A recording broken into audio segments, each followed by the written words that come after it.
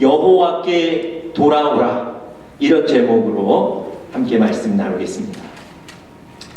1999년 9월 21일에 대만에서요, 규모 7.7의 대지진이 일어났습니다. 여러분, 그 정도의 지진이 일어나니까요, 빌딩들이 힘없이 다 무너집니다. 그 도시 자체가 폐허가 되어버렸어요. 여러분, 그 한 번의 지진으로 약 2,400명의 사람들이 목숨을 잃었습니다. 그 사건이 일어나고 나서 미국과 한국을 포함해서 세계 모든 나라에서 구조대원들을 파견했습니다. 그래서 무너진 건물들마다 생존자 구조 작업이 시작됐습니다. 여러분, 그 건물들 중에요, 12층 아파트였는데 형체도 없이 무너져버린 그 건물이 있었어요. 구조대원들이 그 건물 잔해 하나하나 치우면서 생존자를 수색합니다. 근데 여러분, 생각해 보십시오.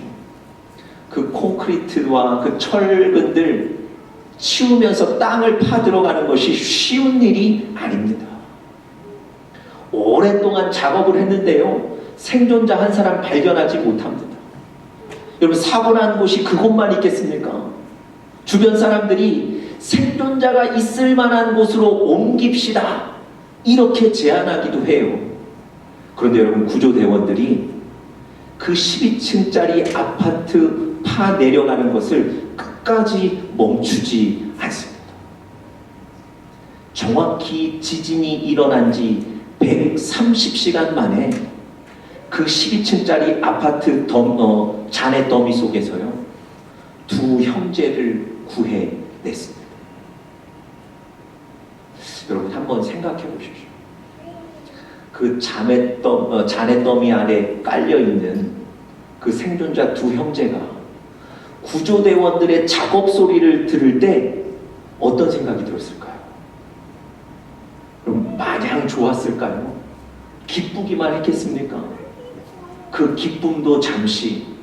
만약 저 구조대원들이 파 내려오다가 더 이상 생존자를 발견하지 못하고 너무 작업이 어려워서 만약에 그 작업을 포기한다면, 우리가 있는 이 깊은 곳까지 오지 못하고 우리를 발견하지 못하고 작업을 포기한다면, 그러면 안 되는데 얼마나 두려운 마음이 들었겠습니까? 아마 작업자들의 소리를 들으면서 제발 내가 있는 이곳까지 멈추지 않기를 간절히 기도했을 거예요. 여러분, 결국은 그 수색대원들이 포기하지 않았기 때문에 이 두 형제가 살아난 거예요. 제가 영상을 보니까 지금도 그 두 형제가 그 잔해 더미 속에서 꺼내지는 영상이 있더라고요. 여러분, 성경에도 비슷한 얘기가 있습니다. 목자 한 사람이 양 100마리 데리고 들판에 나가서 그들을 먹이고 있는데요, 가만 보니 한 마리가 없어요. 여러분, 그 99마리 양을 들판에 두고 이 목자가 한 마리 찾으러 나갔습니다. 시간이 한참 지난 후에 그 한 마리, 잃어버린 한 마리 양을 찾아서 어깨에 딱 메고 내려오는 거예요. 뿐만 아니라 집에 돌아가서는 그 양 한 마리 찾은 게 얼마나 기뻤던지 동네 사람들 불러다가 잔치까지 여는 거예요. 여러분, 저는 잃어버린 양 이 비유를 들을 때마다 늘 마음에 의문이 있는 거예요. 아니, 100마리 중에 한 마리 잊어버린 거거든요. 그 얘기는 아직도 99마리가 있다는 거 아닙니까? 그 99마리 지켜야 되지 않겠습니까? 그런데 그 99마리는 계속 들판에서 먹도록 놔두고 한 마리 찾으러 가는 거예요. 심지어 그 한 마리 찾은 기쁨에 동네 사람들 불러다가 잔치 열잖아요. 여러분, 그 잔치를 열었다는 것은요, 아마 그 양 한 마리 값보다 훨씬 더 큰 비용이 지출됐다는 얘기일 겁니다. 산술적으로 계산해 보면 그 고생에서 양 한 마리 찾을 필요가 없었다는 거 아닙니까? 여러분, 왜 그렇게 목자가 양 한 마리 찾으러 그렇게 고생하며 나갔을까요? 여러분, 우리가 99마리 입장에 서면 이게 이해가 안 돼요. 그런데 우리가 그 길 잃어버린 한 마리 양의 입장이 돼 봐야 됩니다. 여러분, 양이라는 동물은요, 절대 혼자서는 길을 못 찾습니다. 자기가 길을 잃어버렸는지, 자기가 지금 위험에 빠졌는지 분간하지 못하는 미련한 동물이 양이에요. 제가 언제 한번 말씀드렸죠. 양이 이 먹이를 먹을 때 목자가 제지하지 않으면 배가 터져 죽는다는 거예요. 여러분, 양이 길 잃어버린 그 숲에는요, 배고픈 맹수들이 기다리고 있다니까요. 여러분, 양이 맹수들과 싸울 힘이 있습니까? 아니면 맹수들을 피해 도망갈 속도를 낼 수 있습니까? 길을 잃어버린 양은요, 곧 죽는 거예요. 목자가 이 양을 찾아오지 않는 한 죽는 겁니다. 여러분, 목자는요, 자기가 찾지 않으면 죽을 그 양, 한 마리 양을 내버려 둘 수가 없는 거예요. 그래서 끝까지 그 한 마리 쫓아가서 찾아오는 거예요.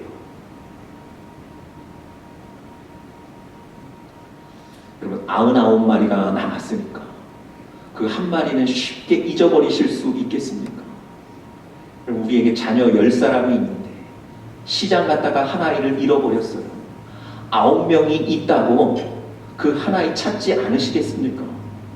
길을 쓰고 찾는 거예요. 여러분, 저를 포함해서 많은 분들이 늘 이 99마리의 입장에 서 있어서 이 부분을 이해하기가 쉽지 않은데요. 여러분, 여러분과 제가 언젠가는 길 잃어버린 그 한 마리 양이 될 수 있습니다. 내가 길을 잃어버렸는데 곧 내가 맹수들의 표적이 될 텐데 목자가 나에게는 99마리의 양이 있다고 안심하고 나를 찾아오지 않는다면 어떻게 되겠습니까?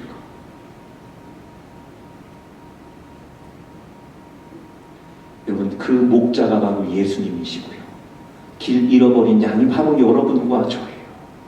여러분, 예수님이 절대 여러분과 저를 잊어버리지 않으십니다. 포기하지도 않으세요. 만약에 그 지진 현장에서 수색대원들이 땅을 파는 것이 너무 힘들어서 오래 팠는데 생존자 한 명 찾지 못해서 그곳을 포기했다면 그 깊은 곳에 있었던 두 형제는 죽는 거예요. 99마리 양이 있어서 길 잃은 한 마리 찾아 나서지 않았다면 그 양은 죽는 거예요. 여러분, 오늘 설교 서두에 제가 이런 말씀 드리는 이유는 오늘 우리가 읽었던 본문 속에 이와 비슷한 상황에 놓인 사람들의 얘기가 나오기 때문에 그렇습니다. 여러분, 6절에 보시면요, 오늘은 본문은 짧지만 그 구절들이 좀 긴데요, 6절 중반부에 보시면 이런 표현이 있습니다. 이스라엘 하나님 여호와께 그리하면 그가 너희 남은 자 곧 아수르 왕의 손에서 벗어난 자에게로 돌아오시리라. 여기 이런 표현이 있죠. 남은 자 곧 아수르 왕의 손에서 벗어난 자. 과연 이 사람들이 누구인가를 먼저 좀 살펴볼 필요가 있습니다. 여러분, 북이스라엘은요, 아수르라는 나라에게 멸망당했습니다. 아수르가 북이스라엘을 공격해서 단순히 피해를 입은 게 아니고요, 아예 나라가 멸망당했다는 거예요. 쉽게 말씀드리면 나라가 없어진 거예요. 이 전쟁의 전과 후에 사실은 많은 이스라엘 사람들이 포로로 잡혀갔습니다. 그런데 포로로 잡혀가지 않고 남아있는 소수의 이스라엘 백성들이 있었는데요. 그 사람들이 바로 오늘 본문에서 얘기하는 남은 자, 아수르 왕의 손에서 벗어난 자입니다. 여러분, 이들이 포로가 되지 않았기 때문에 다행일까요? 그렇지 않아요. 나라가 멸망당했다니까요. 이들을 지켜줄 사람들이 없습니다. 먹고 잘 곳이 없는 거예요. 가족들은 이미 다 흩어졌습니다. 그들을 지배하고 있는 아수르로부터 온갖 고난과 핍박을 받을 겁니다. 여러분, 차라리 포로가 되는 편이 나았을 수도 있습니다. 여러분, 이들이 바로 길 잃은 양과 똑같은 거예요. 그 지진으로 무너진 그 더미 속에 묻혀있는 그 두 형제와 똑같은 거예요. 여러분, 이 남은 자들이 살 수 있는 방법은 하나밖에 없습니다. 뭐겠습니까? 목자가 그곳까지 찾아오는 것. 수색대원들이 그 깊은 곳까지 찾아갔던 것처럼 목자가 그 남은 자들을 찾아가는 것, 포기하지 않고 찾아가는 것, 그것밖에 없는 거예요. 그런데 여러분, 목자 대신 하나님이 어떻게 하셨을까요? 찾아가셨을까요? 6절에 마지막 본문에 보십시오. 이렇게 기록되어 있죠. 그가 너희 남은 자 곧 아수르 왕의 손에서 벗어난 자에게로 돌아오시리라. 여러분, 하나님이 그들을 포기하지 않고 잊지 않으시고 끝까지 찾아가시는 줄 믿습니다. 여러분과 저에게도 마찬가지예요. 우리를 잊지 않으십니다. 우리가 무엇을 하든지, 우리가 어디에 있든지 하나님이 여러분과 저를 끝까지 찾아가시는 거예요. 그 하나님이 우리 목자이십니다.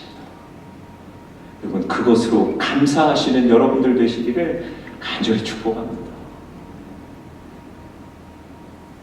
그런데 가끔 여러분과 제가 의심이 들 때가 있어요. 아니, 하나님이 나를 잊어버리신 것 아닌가? 여러분, 그런 때 없으세요? 엄청난 믿음을 가졌던 다윗도 늘 기도하다가 이런 얘기, 하나님 나를 잊으신 것 아닙니까? 시편 13편 1절 2절 말씀 제가 한번 읽어드리겠습니다. 여호와여, 어느 때까지이니까 나를 영원히 잊으시나이까? 주의 얼굴을 나에게서 어느 때까지 숨기시겠습니까? 나의 영혼이 번민하고 종일토록 마음에 근심하기를 언제까지 하오며 내 원수가 나를 치며 자랑하기를 어느 때까지 하리이까? 여러분, 그 믿음 좋은 다윗도요, 기도할 때마다 하나님 나를 잊어버리신 것 아닙니까? 하나님, 내가 이 고민과 이 근심과 이 번민 속에 있는데 혹시 하나님 나를 잊어버리신 것 아닙니까? 라고 하나님께 기도하는 거예요. 여러분과 저도 그럴 수 있다니까요. 그런데 여러분, 한 가지 확실한 것은 그 목자이신 하나님이 99마리 놔두고 잃어버린 여러분과 저를 찾아 나서세요. 결단코 잊지 않으십니다. 여러분, 하나님이 오늘 내가 반드시 너를 찾겠다, 너에게 돌아가겠다, 그렇게 약속은 하시는데요, 이 얘기만 있으면 참 좋은데, 그런데 하나님 한 가지 조건을 제시하셨어요. 그게 뭐냐면 6절에 이렇게 말씀하세요. 여호와께 돌아오라. 그리하면 하나님이 그들에게로 돌아오시리라.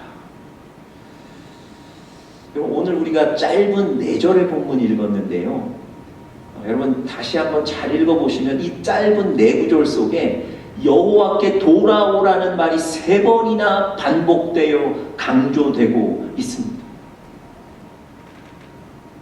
여러분, 하나님께로 돌아오라는 말은 하나님께서 살리시겠다는 거예요.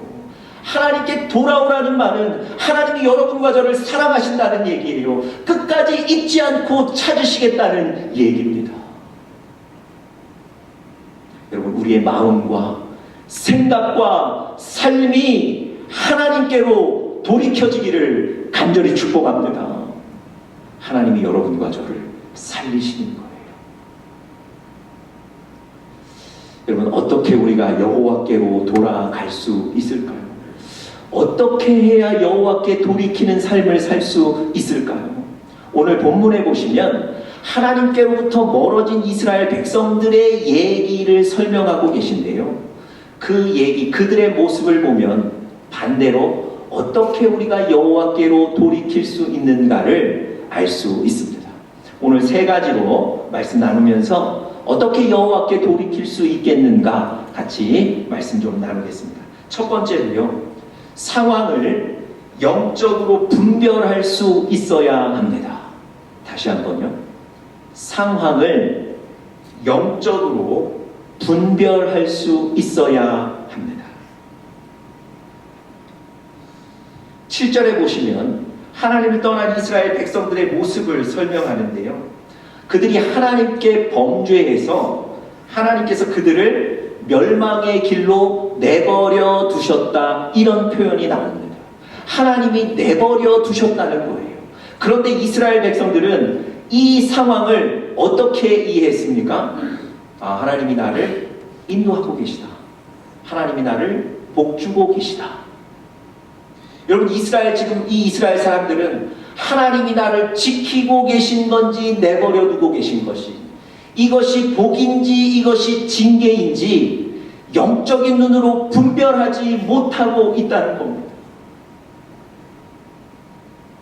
여러분, 이스라엘 백성들이 지금 하나님과 멀어지고 하나님의 뜻이 아니라 그들의 욕구에 따라서 살고 있는데 큰 문제가 생기지 않았다고, 내 인생이 잘 진행되고 있다고 생각했다는 거예요. 그런데 하나님은 뭐라고 말씀하셨습니까?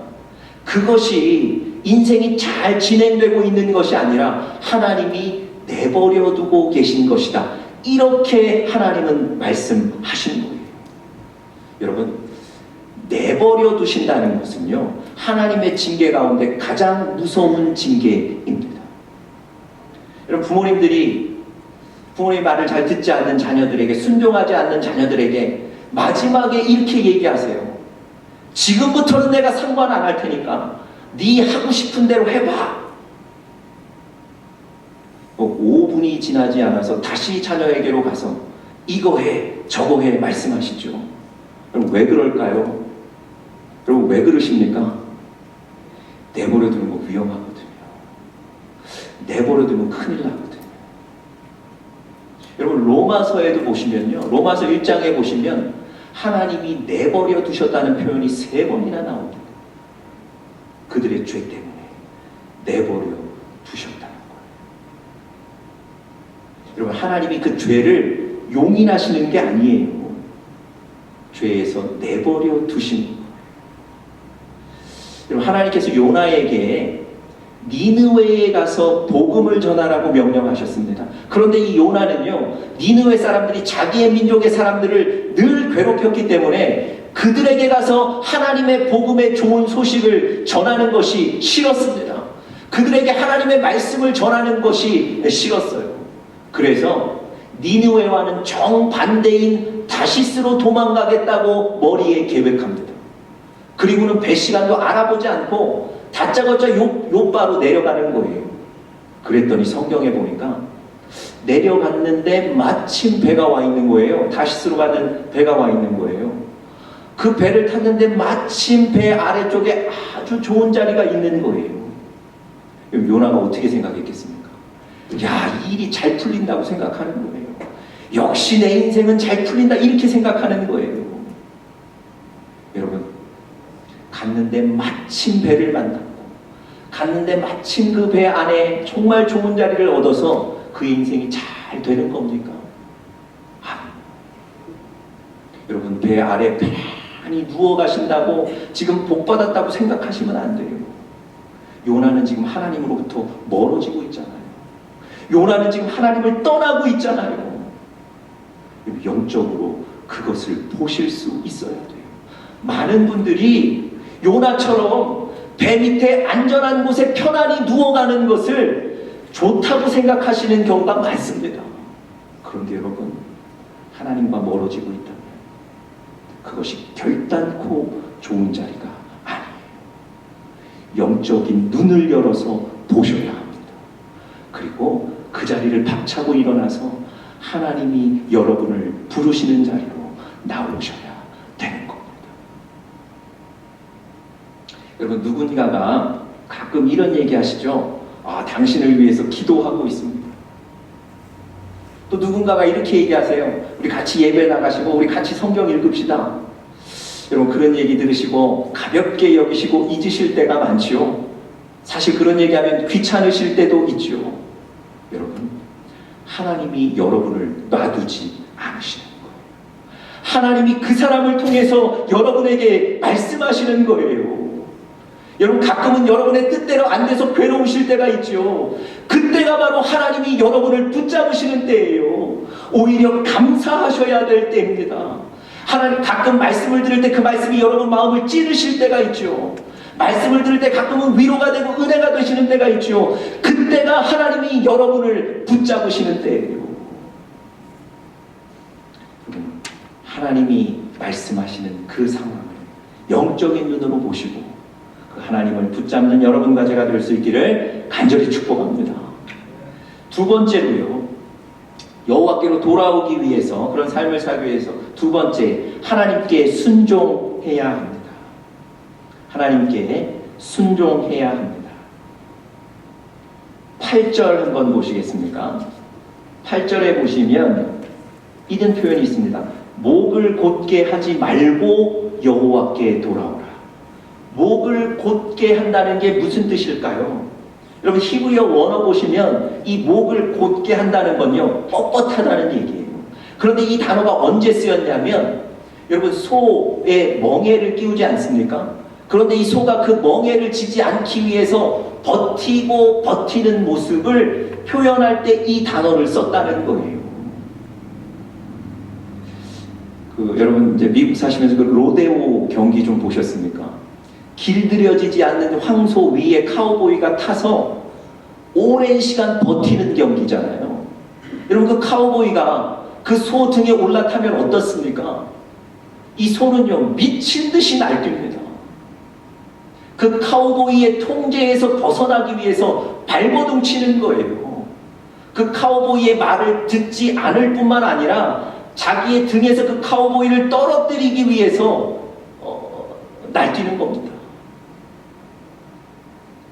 여러분, 목이 곧다는 건 바로 이런 거예요. 하나님의 통제, 하나님의 다스림, 하나님의 말씀 앞에 내 고집으로 버티는 거예요. 말씀을 듣지 않을 뿐만 아니라 벗어나기 위해서 그 황소처럼 고집을 쓰고 버티는 것, 이게 바로 목이 곧은 이스라엘의 백성 모습입니다. 여러분, 목이 곧다라는 이 단어가요, 우리 이해하기 쉽게 간질환 중에 간경화라는 질환이 있죠. 이게 어떤 질환입니까? 간이 굳어지는 거예요. 그래서 제 기능을 못하는 거거든요. 여러분, 하나님 앞에, 하나님의 말씀 앞에 여러분과 제가 굳어지는 거예요. 말씀을 들어도 깨닫지 않는 거예요. 말씀에 주시는데도 순종하지 않는 거예요. 이게 바로 목이 곧은 백성입니다. 여러분, 구약 성경에 제가 이번 주 설교를 준비하면서 목이 곧은이라는 단어를 찾아봤는데요. 여러분, 구약 성경에 이 단어가 얼마나 많이 나오는지 모릅니다. 무슨 얘기겠습니까?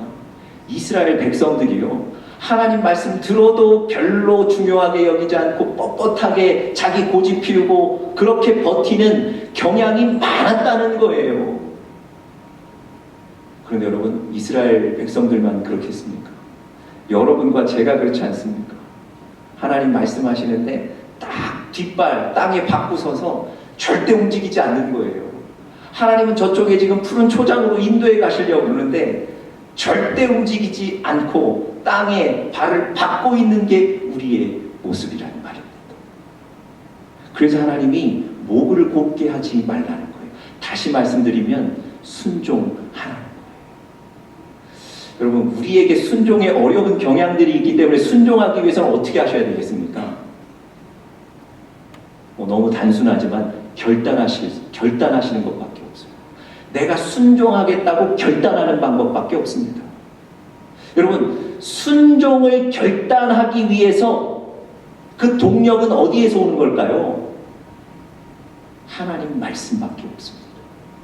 여러분, 베드로가 밤새 물고기 잡는데 실패했거든요. 그런데 예수님이 찾아오셔서 깊은 곳에 가서 그물을 내리라는 거예요. 평생 갈릴리의 어부로 살았던 베테랑 베드로에게 그 아침 시간에 그 깊은 곳에 물고기가 없는 거예요. 상식적으로 그곳에 가서 물고기를 잡을 수 없는데 베드로가 뭐라고 얘기하죠? 우리 스크린 통해서 한번 누가복음 5장 5절 같이 한번 읽어보겠습니다. 시작. 선생님, 우리들이 밤이 새도록 수고하였으되 잡은 것이 없지만은 말씀에 의지하여 내가 그물을 내리리이다. 여러분, 베드로의 상식으로는 그 얘기가 맞지 않는데, 하지만 예수님의 말씀 때문에 내가 한번 해보겠다는 거예요. 여러분, 여러분에게 하나님의 말씀이 주어진다면 여러분의 생각을 내려놓으시고 말씀에 순종해 보십시오. 내 생각을 넘는 역사가 여러분의 삶에, 저의 삶에 나타나는 줄 믿습니다. 여러분, 베드로가 순종하기 전에는 지금 예수님을 뭐라고 불렀죠? 선생님 이렇게 부르죠. 그런데 여러분, 순종하고 나서는 예수님께 대해서 선생님이라고 하지 않고요, 주님이라고 부릅니다. 무슨 뜻이겠습니까? 순종하고 났더니 참 예수님을 본 거예요. 순종하고 났더니 진정한 예수님의 기적을 경험하는 거예요. 여러분, 순종함으로 여호와께 돌아오시길 간절히 축복합니다. 마지막 세 번째로요, 여호와께 돌아오는 삶, 예배로 하나님을 섬겨야 합니다. 예배로 하나님을 섬겨야 합니다. 그럼 8절 후반에 보니까 이렇게 기록되어 있습니다. 성전에 전에 들어가서 너희 하나님 여호와를 섬겨 그의 진노가 너희에게서 떠나게 하라. 여러분, 전에 들어가서 하나님을 섬기라는 얘기는 무슨 얘기겠습니까? 예배하라는 거예요. 하나님을 높이라는 겁니다. 하나님을 찬양하라는 얘기예요. 예배를 회복함으로 하나님께 돌아올 수 있다는 겁니다. 여러분, 출애굽기 29장 42절 43절 말씀에 제가 한번 읽어드리겠습니다.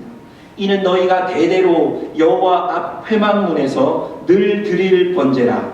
내가 거기서 너희와 만나고 너에게 말하리라. 내가 거기서 이스라엘 자손을 만나리니 내 영광으로 말미암아 회막이 거룩하게 될지라. 번제를 드리라 그랬거든요. 저 번제가 바로 예배를 의미하는 거예요.